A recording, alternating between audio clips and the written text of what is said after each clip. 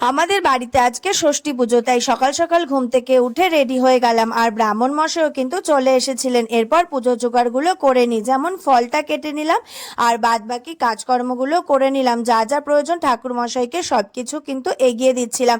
এরপরে ব্রাহ্মণ মশাইও বসে গেছিলেন, আর ব্রাহ্মণ মশাইয়েরও যা যা কাজ উনি কিন্তু করছিলেন, আর ছোটো মাও কিন্তু আমাকে এখানে হেল্প করে দিচ্ছিল।